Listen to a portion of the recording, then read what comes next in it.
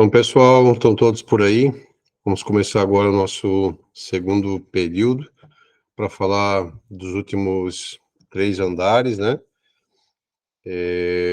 O 11º andar é o andar da dedicação.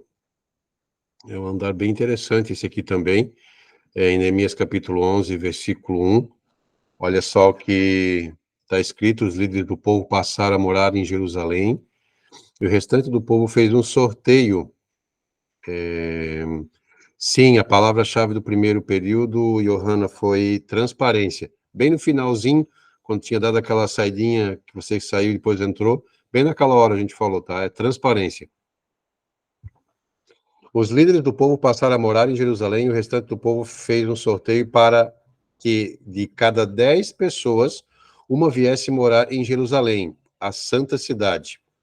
Eu fiz questão de frisar uma parte em vermelho e uma parte em verde nesse versículo, para depois vocês fixarem a atenção de vocês nisso. As outras 9 deveriam ficar em suas próprias cidades. Vou falar então sobre a dedicação. Eu vou colocar aqui um vídeo, ou uma música, só o primeiro estrofe e o coro, que eu acredito que vocês devem lembrar, certo? Só para nós curtir e lembrar dessa palavra que tem tudo a ver com esse 11º andar.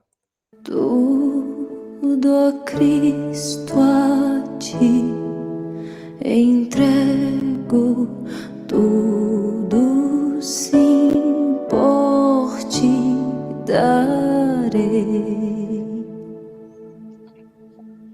Resoluto, mais submisso, sempre, sempre seguirei.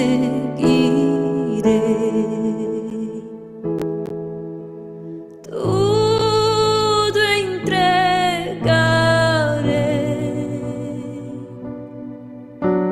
tudo entregarei.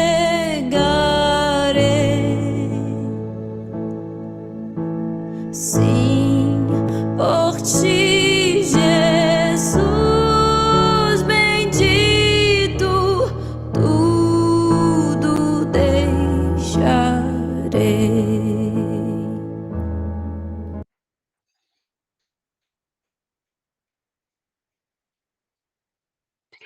Quantos lembram dessa música, já cantaram essa música em algum momento da vida de vocês? A gente já utilizou muito esse cântico, né? Muitas vezes, principalmente quando se louvava muito, né, com essas músicas mais sacras na igreja. Isso era uma música bem comum e realmente muito linda, né?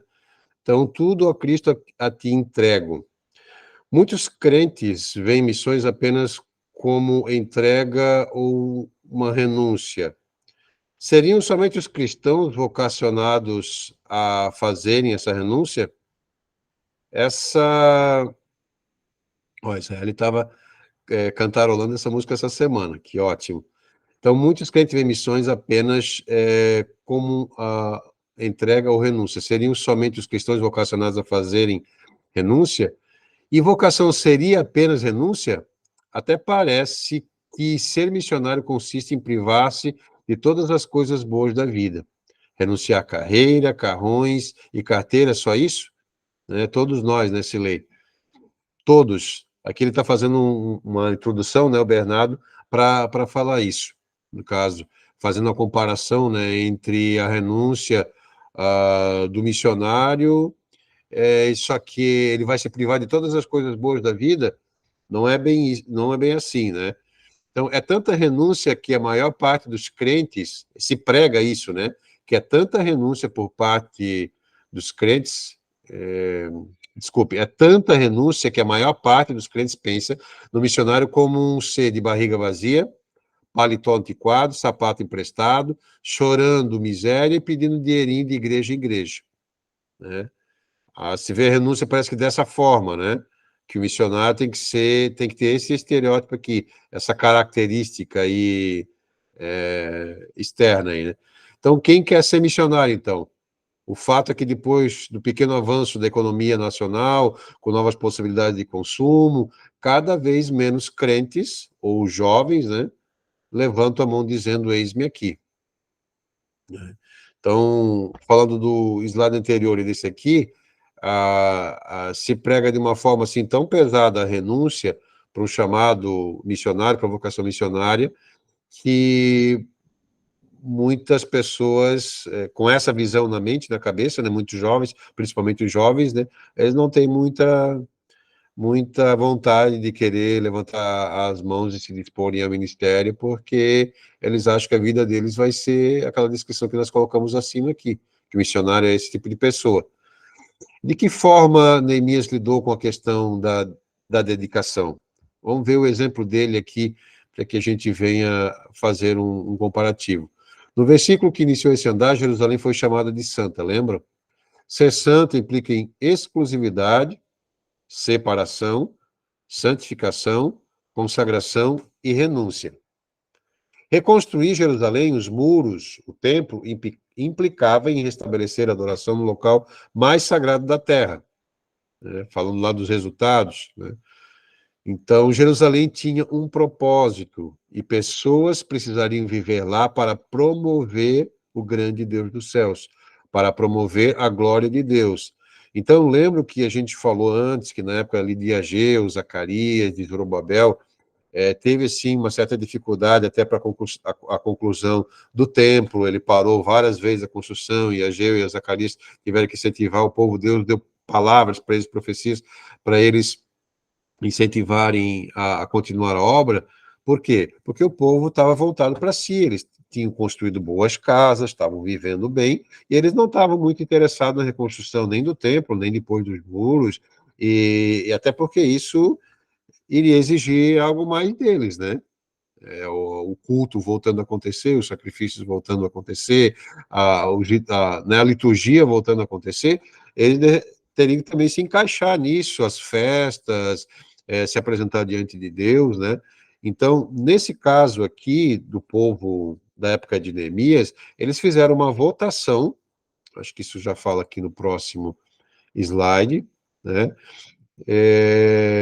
Eles fizeram uma votação para, de cada 10 pessoas, eles escolherem uma que iria renunciar, né, à sua vida, à sua casa, para ir morar em Jerusalém e cumprir o propósito de torná-la a capital da adoração mundial, né, para proclamar, né, a santidade desse local tão especial que é Jerusalém. Então, morar em Jerusalém exigia renúncia. As pessoas deveriam deixar suas casas bem construídas, suas fazendas bem desenvolvidas, os vizinhos, as atividades culturais de que gostavam e sua posição naquelas comunidades. Para os sacerdotes e levitas, representava deixar outras atividades econômicas para dedicar-se somente aos assuntos do templo. Renúncia emocional, material e social. Então, era muito mais do que aquela visão que muitas pessoas têm relacionada à missionária. Muito mais do que isso, né? Porque o trabalho do missionário é muito mais do que isso, do que essa visão que muitas vezes a gente tem dele, que ele é um coitadinho, lá está todo atrapalhado, está todo feio, todo em más condições. Não é essa visão totalmente errada, equivocada. Então, Neemias já renunciara a muita coisa, seu cargo na corte, na grande metrópole da Pérsia, viver lá, né? Muito ouro, etc, etc e tal. Foi lançado, como eu falei agora, há pouco, lançado sorte de quem moraria em Jerusalém. O mais lindo de tudo isso, falando dessa questão, aí, dessa votação, de cada 10, uma iria morar em Jerusalém, é que as famílias que foram morar em Jerusalém para cumprir esse propósito, eles foram abençoadas por todo outro grupo, né? Eles foram considerados 10% de todo o povo de Israel da época para ir morar em Jerusalém, e os outros 90% abençoaram, estenderam as suas mãos para abençoar essas famílias que renunciaram, né, tudo para ir morar em Jerusalém, na Cidade Santa. Então, o termo Barak, que no hebraico significa abençoar, ele significava ajoelhar em sinal de reverência, homenagear, elogiar, dizer boas coisas a respeito de alguém. Então, foi isso que essas outras, essas outras pessoas, essas outras famílias que significavam 90% do restante do povo, eles fizeram. Eles abençoaram os seus irmãos que queriam morar em Jerusalém. Então, o povo de Deus reconheceu a ousadia, a coragem e a renúncia daqueles que foram escolhidos para morar na Cidade Santa. Eu coloquei aqui uma listinha rápida, ficou um pouquinho menor a fonte, né? Mas uma lista de 8 tipos de pessoas, de grupos de pessoas que foram escolhidos, que nas sortes que foram lançadas, eles foram escolhidos para ir morar em Jerusalém. Então, isso aqui é uma coisa importante de observar, que Neemias teve cuidado, sim, de demonstrar não só da parte da vida dele dedicação com respeito a tornar Jerusalém a capital, né, da adoração mundial. Ele é um exemplo de dedicação, mas as pessoas que ele escolheu, a gente não sabe exatamente, né? Eu não tenho aqui um livro, um vídeo que explique exatamente como era esse lançar sortes. Mas a verdade é que as pessoas que foram escolhidas foram pessoas chaves, foram pessoas muito importantes, porque elas precisavam ter qualificações também para ir morar na Cidade Santa. Então, o primeiro grupo de pessoas que foi morar lá eram descendentes de Judá e de Benjamim, o registro procura enfatizar isso, então eram pessoas de família. É fácil notar aqui nessa escolha, né, desse lançamento de sorte, que a família era importante, né, para as pessoas que foram escolhidas ali. Um segundo grupo de pessoas que foram escolhidas eram homens de destaque, ou literalmente homens fortes, firmes, que não podiam ser demovidos e ainda poderosos, ou seja, pessoas que resistiam e enfrentavam. Então, no grupo dessas pessoas que foram selecionadas, existiam homens de destaque, homens que resistiam e enfrentavam, né, qualquer tipo de situação. Existiam também os seguidores de alguém, né? No nosso caso, como nós somos seguidores de Cristo, lá existia pessoas que seguiam, né, os seus líderes, né, o seu líder tribal, o líder da sua família, o líder espiritual, por exemplo, como Neemias e Esdras, assim por diante. Então, a melhor certificação de liderança está sendo seguido, né? Responsáveis pelo supervisor da, encarregado do. Então, aqui nós vemos que as pessoas que foram escolhidas eram encarregados, eram supervisores e responsáveis. Então, eram pessoas que também representam pessoas que aceitavam responsabilidades. Então, não poderiam ir pessoas lá para Jerusalém que não fossem submissas, né? Então, isso, exatamente, Silei. Processo usado para saber qual era a vontade de Deus sobre algum assunto, né? Isso, lá os sacerdotes que tinham Urim e Tumim, né, eles utilizavam isso também. E aqui nesse processo de Neemias, eu não sei exatamente qual foi o modelo, o tipo de lançamento de sortes, mas a verdade é que isso foi tão bem feito que o grupo de pessoas que foram escolhidas eram pessoas qualificadas. Então, o quinto grupo, o versículo 17 fala que era um bisneto de Asaf, um grupo lá. Então, era gente que foi discipulada e continuou discipulando, segundo a visão de Bernardo, né? Então, era geracional, pai, avô, pai, neto, pessoas que tinham uma história, né? Tinham uma família. Os sacerdotes, os levitas e os porteiros, responsáveis pela música. Então, gente com propósito de adoração, com propósito de estabelecer o culto e a liturgia, também que era necessário em Jerusalém, né? Depois nós temos o sétimo grupo, estava encarregado deles o oficial superior. Então, gente organizada que sabia mandar e também sabia obedecer. E pessoas sujeitas às prescrições, pessoas acostumadas com a organização. Então, veja que não foi escolhido, esse lançamento de sorte não escolheu qualquer pessoa. Escolheu aí 8 grupos de pessoas que se formaram num grupo coeso, né? E que veio, graças a Deus, tornar aí o trabalho do Senhor muito importante nesse aspecto aí da dedicação de tornar Jerusalém a cidade, resgatar, né, essa identidade da cidade de Jerusalém como a capital mundial da adoração. Em João capítulo 12, versículo 25, Jesus fala: quem ama a sua vida, perdê-la-á. A quem neste mundo odeia a sua vida, guarda-la para a vida eterna. Nós escutamos esse louvor antes ali, sobretudo, ó, eu entrego a ti, né? Essa palavra tudo é um pouco forte, não é? Vocês não concordam? Será que a gente está pronto para entregar tudo, né? Até mesmo a nossa vida? Imagine dentro de um contexto de perseguição religiosa, se nós tivéssemos nascido, por exemplo, no Paquistão, na Coreia do Norte, no Sudão do Sul, na Líbia, na Somália, na área norte da Nigéria, e outros locais aí que a gente poderia citar, né? Se nós tivéssemos nascido nesses locais onde a gente teria que possivelmente entregar a própria vida, nós teríamos coragem para isso, né? Então essa música aí ela é bem forte, né? Tudo, entregar tudo, né? Então nós temos aí um exemplo de pessoas que entregaram tudo, o maior deles, em primeiro lugar, é Cristo. Paulo, que foi um imitador fiel de Cristo. Nós que estávamos lá na Escola de Missões em Abaetetuba, vocês lembram do filme Terra Selvagem, né? Do Gene Elliott e os Valdanes, a família dos Elliottes, que trabalhou muito tempo lá no meio dos indígenas do Equador. Então, a gente sabe que eles, de certa forma, no início ali, o grupo daqueles 5 missionários cometeu um erro ali, por isso eles também foram mortos, tal, mas eles estavam dispostos, né, se necessário fosse, entregar a vida. E depois do que aconteceu, aquelas tribos foram salvas, né? James Hudson Taylor, que também foi um missionário, diz alguns comentadores, o José Bernardo fala que, na opinião dele, ele considera o Taylor o segundo Paulo, né, nas missões do trabalho que ele fez na China. Então ele também foi uma pessoa que entregou tudo, né, uma dedicação incrível, intensa pela obra missionária na China. Tem uma frase do Jim Elliot que fala o seguinte: não é tolo aquele que dá o que não pode reter para ganhar o que não pode perder.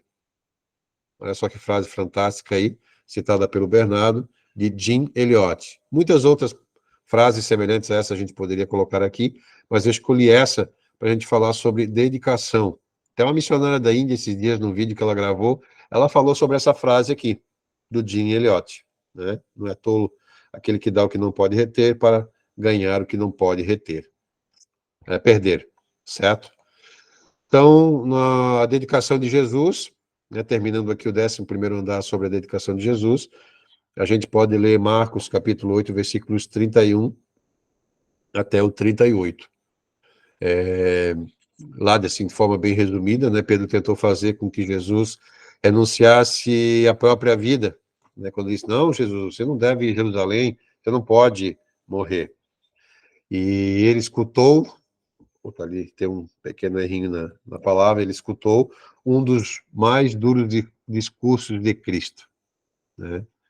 Então, Jesus é um exemplo claro de total dedicação, e isso ele demonstrou por nós, entregando a sua própria vida para que aquilo que Deus estabeleceu como plano através da vida dele, da vocação missionária, né, do nosso Mestre Jesus, ele realizasse.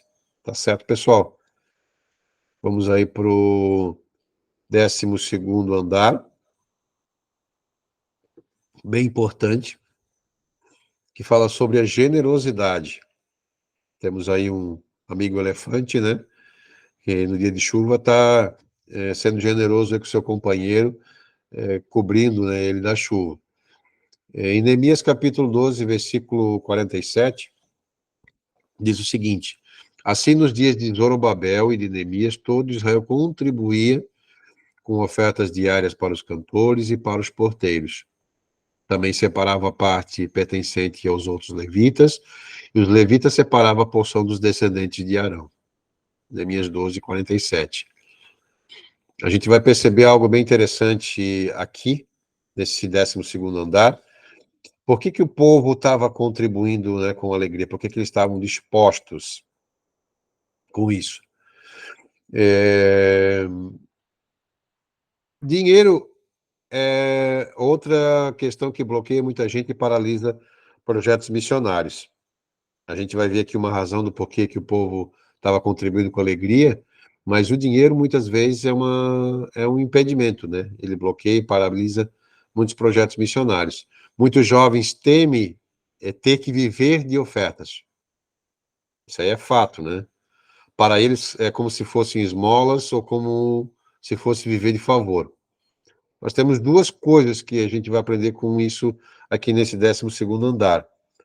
Primeiro, que a responsabilidade de quem envia e também a generosidade de receber. Isso aqui é algo que a gente vai aprender aqui nesse 12º andar. Na época de Neemias, após estabelecer o culto, a adoração, o sistema financeiro, etc., ele ainda estabeleceu trabalhadores em diversas funções. E o povo, com alegria, o sustentava. Isso está registrado no capítulo 12 do livro. Jesus disse em Lucas 10:7 o quê? Que o trabalhador é digno do seu salário. E eu pergunto a vocês, o missionário é um trabalhador ou não? Se a gente fosse abrir aqui espaço, né? Para falar e debater aqui, a gente ia longe, né?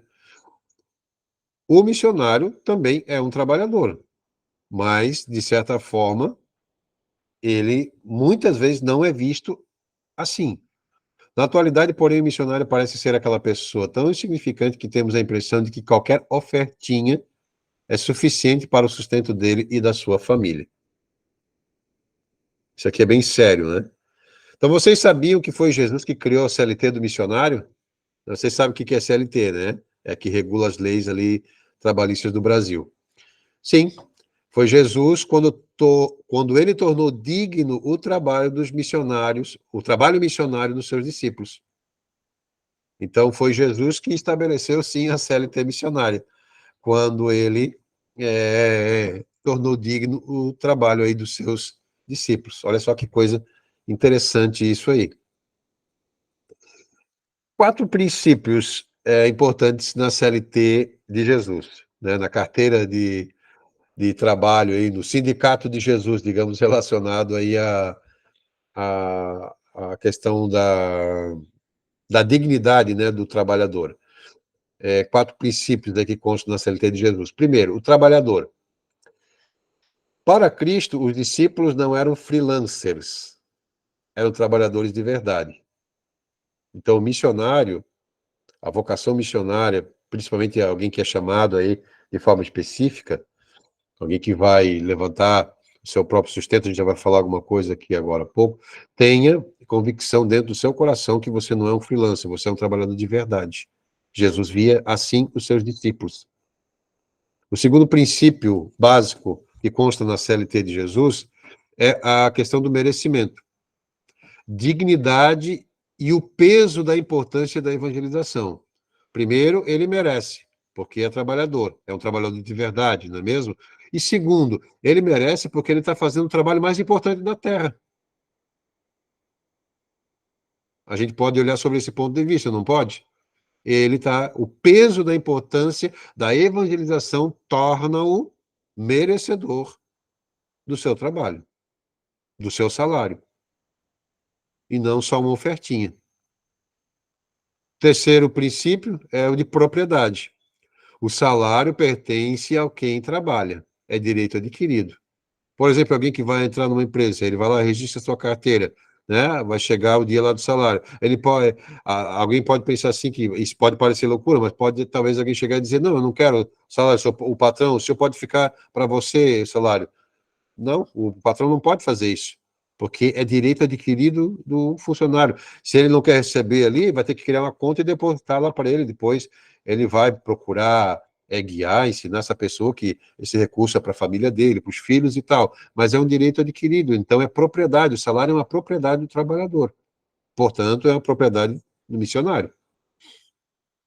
Então, o salário, e falando do salário mesmo, do valor propriamente dito, olha só o que o Bernardo fala, que não é um cala-boca. Toma aí, missionário aí, R$50, R$100 é para você. Não é um cala-boca, não é uma ofertinha colocada ali dentro do paletó, o cara vai lá, no outro lado da cidade, pregar, né, num culto, vai fazer algum trabalho, e depois ele não recebe uma oferta digna, recebe ali uma coisinha que passa e coloca dentro do bolso, que muitas vezes não serviu nem para cobrir as despesas de combustível e da alimentação do missionário. Um dinheirinho amassado para completar a passagem que alguém dá lá para o missionário de qualquer maneira. Não. principalmente falando sobre o peso da importância da evangelização, que é o segundo princípio básico, né, de merecimento, o missionário, sim, a gente precisa olhar sobre esse aspecto, essa perspectiva, que ele é digno, sim, de um salário completo, de um salário digno. E você, né, que está ouvindo aqui, aluno, precisa entender essa questão, né? Se você vai ter essa oportunidade, não que você vai exigir um valor, né? Não é isso, mas que a gente possa ter assim, a força, né, o entendimento de dizer que um elemento mínimo é necessário, né, de valor, para que ele possa viver no campo de missões. Na época de Neemias, o povo estava satisfeito com o trabalho dos sacerdotes e dos porteiros, etc. O trabalho deles alegrava o povo. Por que não há o mesmo sentimento por parte da igreja na atualidade, de vibrar e ficar satisfeita porque a ordem de Cristo está sendo cumprida pelos missionários? Por que a igreja também não pode vibrar, se alegrar, né, com isso? Fica aí essa pergunta, essa reflexão. Muitas opções e obstáculos surgem para evitar dízimos e ofertas que sustentem missionários. Por que os missionários não sustentam a si mesmo trabalhando? Alguém pode perguntar. Isso aqui é importante, né? O fazedor de tendas é importante. A gente vai fazer uma pequena comparação daqui a pouco, bem rápida também, sobre isso. Mas nem sempre isso é possível, dependendo do contexto onde ele vai estar. Nem sempre isso é possível. Nem sempre isso dá certo. Né? Nem sempre a pessoa tem essa capacidade de, junto com o seu trabalho, né, por melhor missionário que seja, de desenvolver algo que gere sustentabilidade.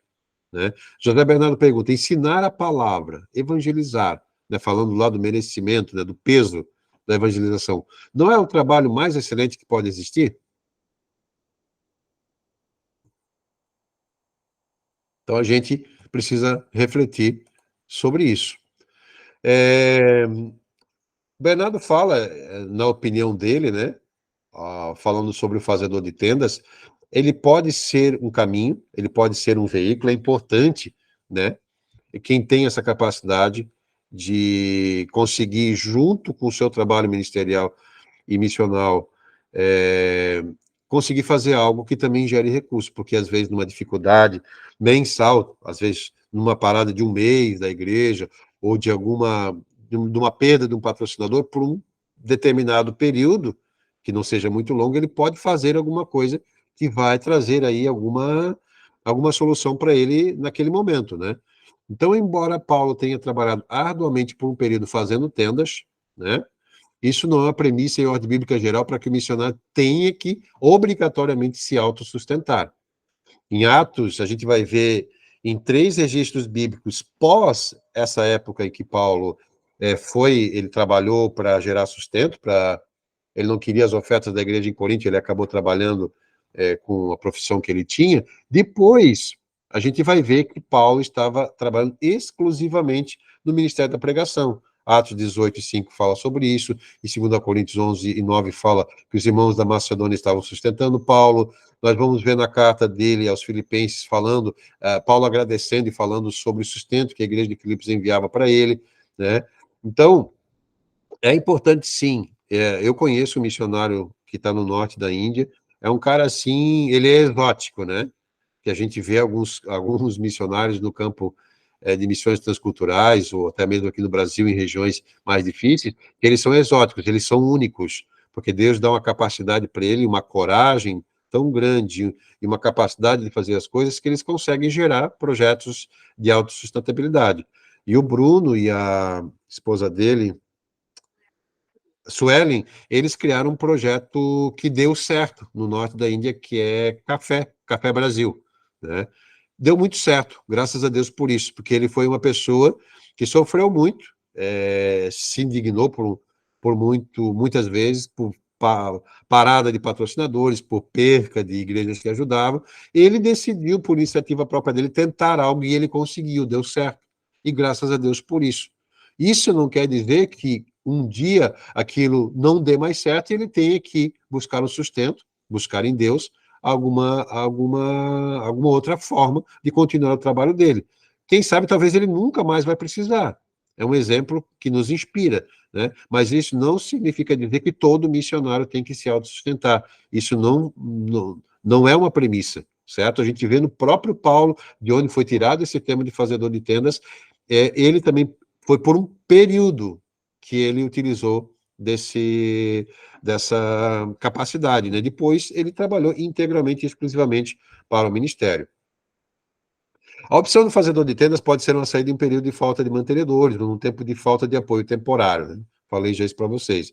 Então, hoje, quando se diz que o missionário deve aprender a levantar o seu próprio sustento, não é em primeiro lugar não é em primeiro lugar na geração de um projeto de trabalho pessoal, embora ele possa se profissionalizar, né, para ir para o campo, mas sim impedir a direção de Deus para que os recursos venham das mãos certas, de pessoas que não venham falhar. Eu acho que isso aqui é uma preocupação dentro desse assunto, né, da vocação missionária, que aquele que tem essa inclinação, que deseja ir, ele venha trabalhar de tal forma, quando ele está preparando o seu projeto, né, missionário, de ele procurar em Deus, né, as pessoas certas para sustentar ele, a igreja certa, né, aqueles que vão estar ao lado dele em todo o processo. Ah, pode acontecer alguma dificuldade? Sim, por um mês ou dois, ele vai fazer algo para gerar algum recurso nesse tempo? Sim, mas eu acho que isso aqui é uma coisa importante, né? Dentro da vocação missionária, ele buscar, pedir em Deus direção para que os recursos venham das mãos certas. Beleza, pessoal? Eu achei isso aqui uma coisa bem importante. Algumas desses parágrafos aqui foram coisas que Deus foi dando para a gente quando estava aqui estudando, e eu coloquei aqui no slide. Então, entra aqui uma verdade muitas vezes difícil de aceitar, mas que é extremamente importante. A generosidade em receber.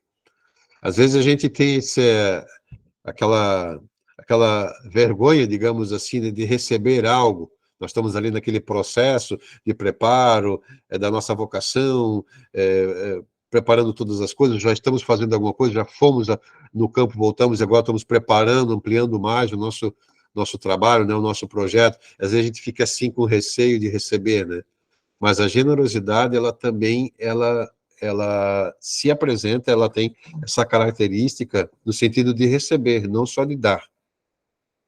Porque quando a gente aceita o bem de alguém, a oferta de alguém, a generosidade de alguém, é essa pessoa que vai ser abençoada.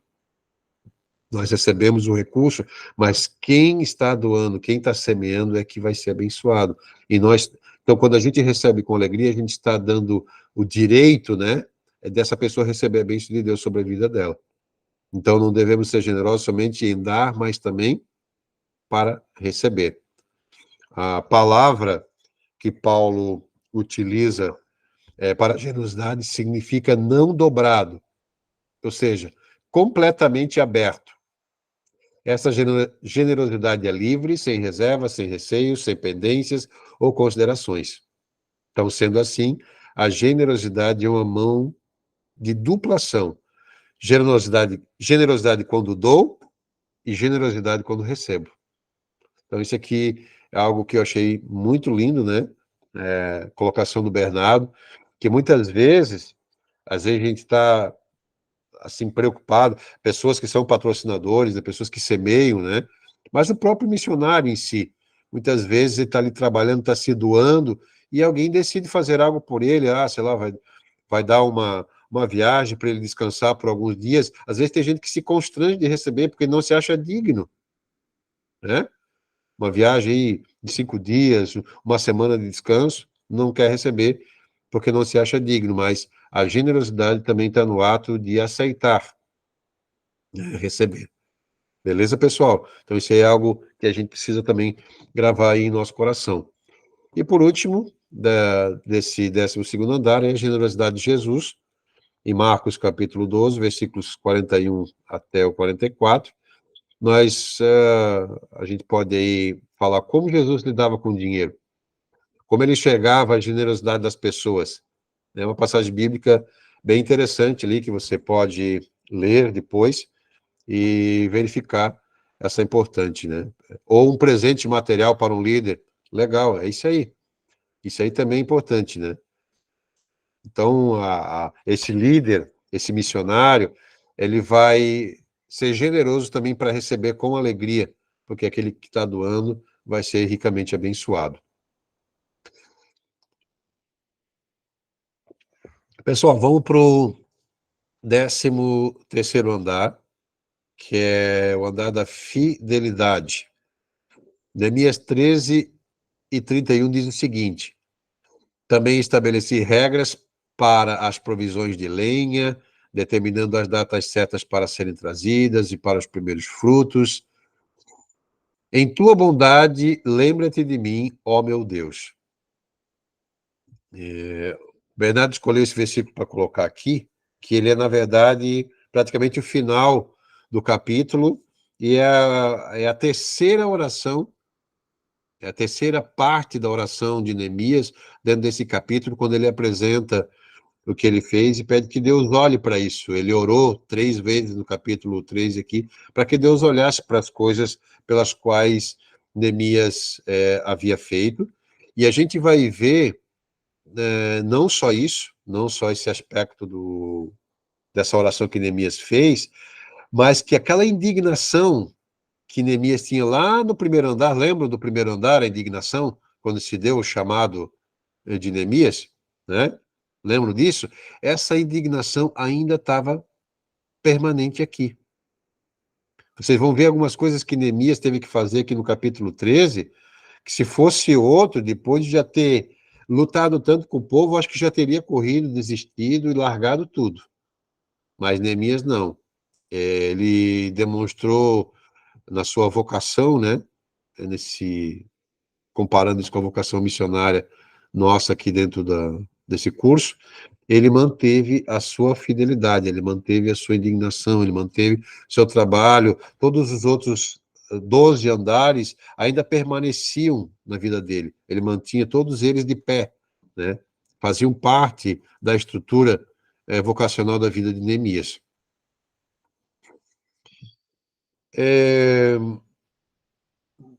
Diante da brevidade da vida, né, nós temos aí isso é natural do homem, né, natural da gente, procurar reconhecimento, não é mesmo? Não que Neemias, aqui no capítulo 13, estivesse fazendo isso. Deus, não, você tem que me dar alguma coisa, eu mereço, por causa que eu fiz isso, aquilo, aquele outro. Não, não é nesse sentido. É comparando, por exemplo, tudo que Neemias fez, ele não procurou nem um tipo de reconhecimento pessoal, a gente não vê isso, não está caracterizado no livro de Neemias, mas 25 séculos depois, nós estamos aqui falando das qualidades e da fidelidade de Neemias. Olha só que importante isso. Como Neemias se portou para galgar o reconhecimento por sua fidelidade? Depois de 25 séculos, nós estamos aqui falando dele e do sucesso da sua vocação missionária. Ele não precisou estabelecer banners, não precisou se autoproclamar, né, para falar das suas realizações e de toda a sua estrutura e da sua vocação. Não. Ele não precisou fazer isso. A maneira como ele liderou, a maneira como ele se portou, foi natural essa conquista, esse merecimento, né?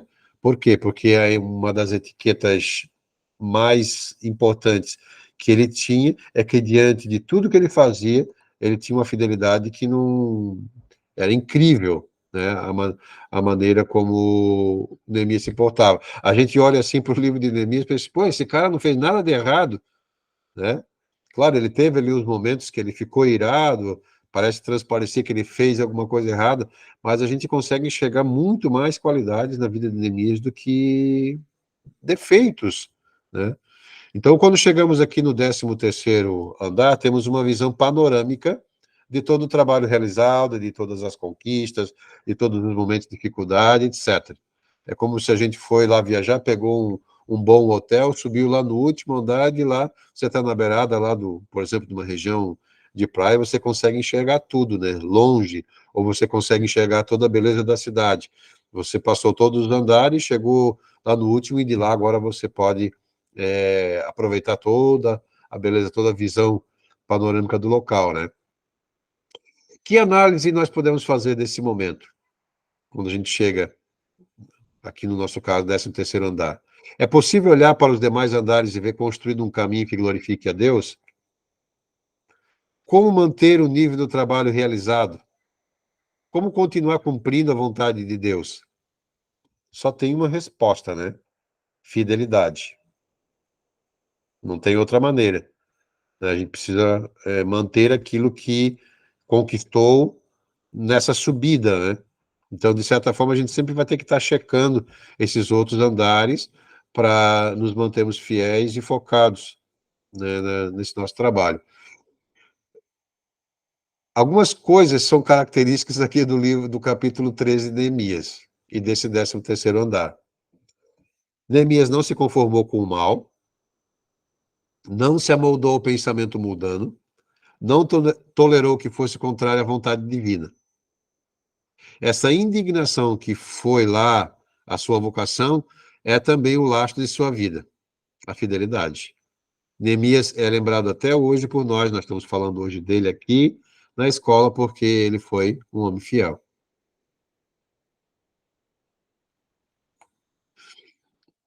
Neemias orou rogando que o Senhor se lembrasse dele. Neemias fez uma tríplice oração.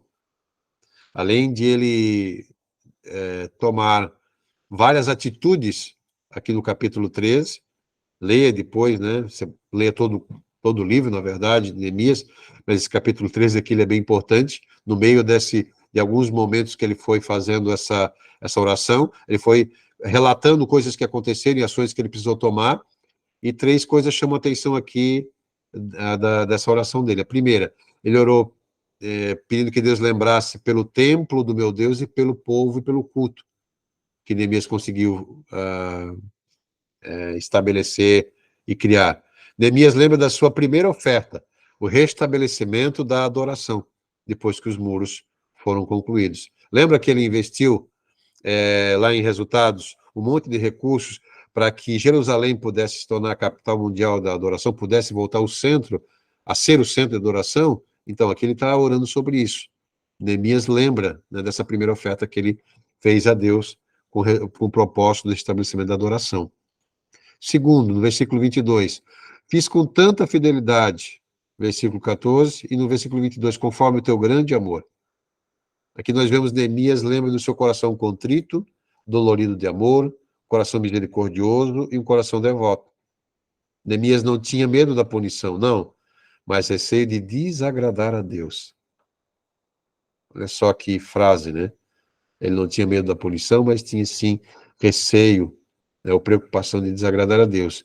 E por último, foi o versículo que a gente leu na introdução do 13º andar, em tua bondade lembra-te de mim. Não como forma dele receber algum pagamento, não.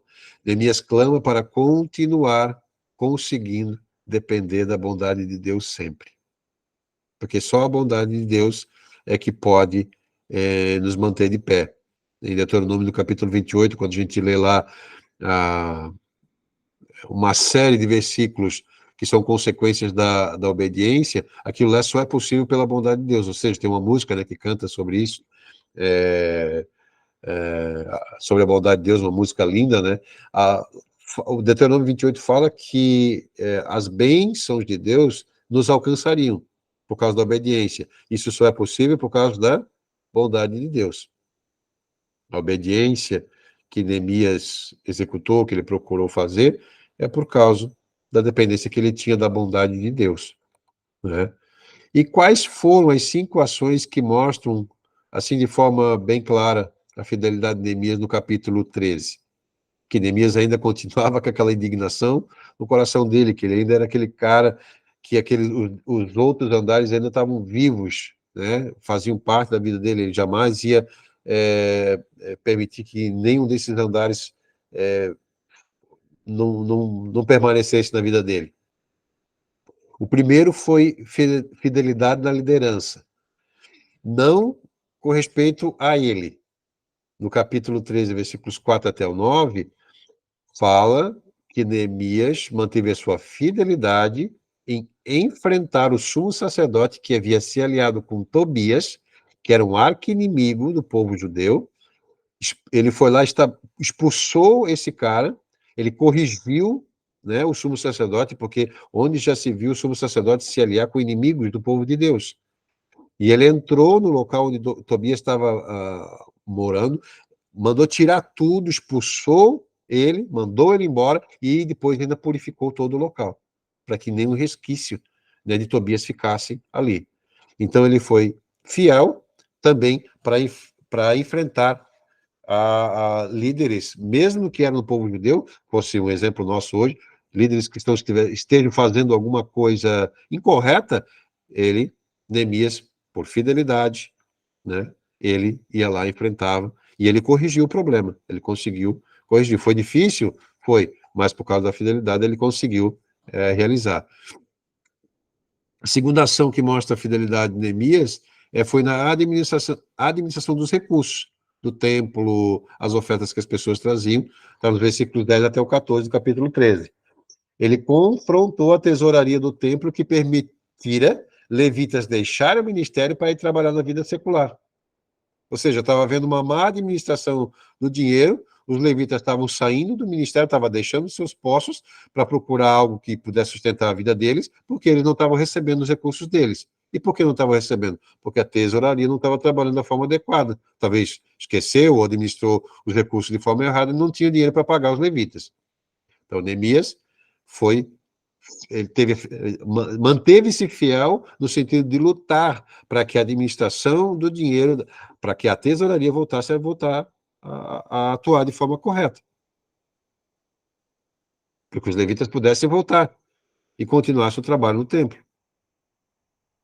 A terceira ação que mostra a fidelidade de Neemias é a fidelidade na administração do templo.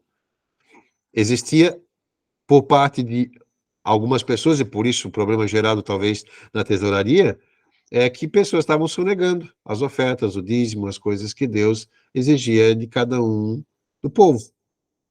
Então, Neemias precisou ser fiel, forte, para chegar e corrigir a sonegação das ofertas por parte de muitas pessoas. Está registrado no versículo 15 até o 22. E a quarta ação que Neemias tomou, que mostram ainda que ele ainda se mantinha fiel, fidelidade nos relacionamentos. Isso aqui foi uma coisa bem forte, né? Dos versículos 23 até o 27, ele foi contra os relacionamentos estrangeiros do casamento.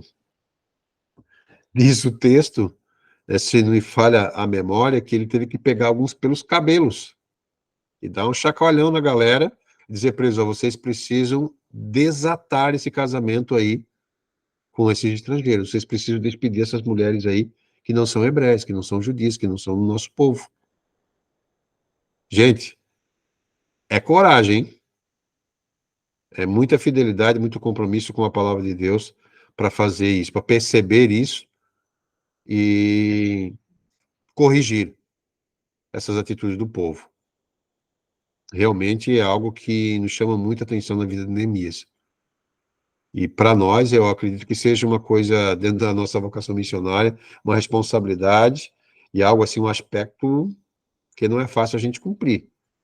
Mas olha o exemplo de Neemias, né? E a última ação, que mostra a fidelidade do nosso amigo Neemias, é a fidelidade no testemunho. Olha, isso aqui também foi uma outra coisa importante. Ele não permitiu que faltou botar um aqui, que um neto folgado, ou que neto folgado de sacerdote permanecesse no pecado. A frase está certa. Então, Neemias tinha alguém que estava trabalhando, né, só porque era neto de um sacerdote, estava achando que podia trabalhar de qualquer maneira, e Neemias precisou lá e puxar a orelha do camarada. Ele não disse, não quero saber se é da linhagem aí do sacerdote, isso não me importa, você precisa apresentar testemunho. Ele teve que corrigir o camarada. Então, a fidelidade de Neemias também, ela foi demonstrada nessas características, né, tão impactantes. Assim, Neemias era sisudo, né? Neemias era determinado nesse aspecto de ser fiel em tudo. E uma coisa que a gente pode completar aqui, que ele tinha essa sensibilidade, né, espiritual, ele tinha essa sensibilidade de poder perceber isso, está dentro da... demonstrando que não é só porque é filho de crente que é crente. Exatamente, Johanna, é bem isso aí. Neemias não teve esse negócio aí, não. Ele foi lá e combateu. Só, não quero saber se você é neto aí de sacerdote, você precisa mudar de vida. A espiritualidade, né, lá do nono andar de Neemias, e sua fidelidade, em que a palavra de Deus fosse obedecida, fez com que ele viesse a corrigir esse camarada, né? Então, esse andar é um andar assim bem forte, né, para nós. Quando a gente chega num determinado patamar, manter, né, manter os outros andares, manter a nossa vocação missionária, continuar o trabalho com fidelidade, a gente vai enfrentar esses momentos aí. Então, é algo aí que a gente precisa registrar bem em nossa mente, nosso coração, né? E por último, né, terminando a nossa aula de hoje, a fidelidade de Jesus. Em Marcos capítulo 3, versículos 20 até o 21, e depois dos versículos 31 até o 35, Jesus mostrou sua fidelidade incondicional à vontade do Pai. Ali estava, nesses versículos fala sobre 3 coisas que estavam acontecendo ali, e em nenhuma delas Jesus se deixou vencer. Em nenhum momento ele foi infiel. Ele veio para cumprir uma missão e ele foi fiel até o fim, mesmo que tendo que ser pregado numa cruz, mas ele foi fiel até a morte, né? Então ele é o exemplo supremo de fidelidade. Certo, pessoal? Essas nossas 2 aulas para falar sobre esses importantes aspectos aí apresentados pelo Bernardo. Eu espero que vocês tenham gostado. Eu incentivo vocês a lerem o livro. Eu coloquei uma atividade hoje lá no Google Classroom para vocês relacionados às nossas aulas, certo? Para que vocês, com as suas palavras, escrevam 2 pequenos textos lá. Coisa simples, tá bem descrito lá a atividade no Classroom. Então, depois aí da última aula da Márcia amanhã, vocês vão ter tempo até o final do mês, e se assim for possível, já no início de janeiro, deixar isso tudo pronto. Não só essas 2 atividades da minha disciplina, mas as outras, né? Eu estava dando uma olhada hoje lá no Google Classroom, tem muitas atividades que quase ninguém entregou, né? Então fica incentivo para você ser fiel, né? Também nessa parte dentro do curso. Acho que é uma atitude importante por parte da gente como cristão e como aluno aqui na escola, tá bom? Johanna, pode falar. Oi, professor, boa noite, turma. Eu tive alguns problemas na disciplina da Sueli e do Thiago também no Classroom. Certo, Quando eu for atualizar agora, que eu vou fazer o resto das atividades, eu vou colocar. Porque eu tive que mandar, eu entreguei, né, no prazo, só que o Classroom não prestou junto na Sueli e também no Thiago. Aí eu mandei pelo WhatsApp, mas certo, aí eu enviar lá para constar, né? tá Ficou certo. como não É, entregue. não, beleza. Isso a gente pode resolver com o professor sim, depois você passa ali qual que foi, porque há a possibilidade sim de corrigir isso lá. A gente pode criar uma maneira de dar como entregue lá dentro, né? Isso é possível. Obrigado por compartilhar isso aí com a gente. Quando eu voltei da viagem, eu percebi isso lá acho que foi na atividade do professor Tiago. Mas obrigado por essa observação. A gente vai depois juntos dar a solução para isso aí, tá bom, pessoal? Obrigado pela aula de hoje. Eu queria saber se alguém quer falar alguma coisa, certo? Eu só vou aqui finalizar a gravação e depois eu quero que, se alguém quiser falar alguma coisa... Opa, antes disso, a palavra-chave desse segundo período, nós vamos colocar fidelidade, né? Já que o 13º andar é fidelidade, a palavra-chave desse período é esta, certo?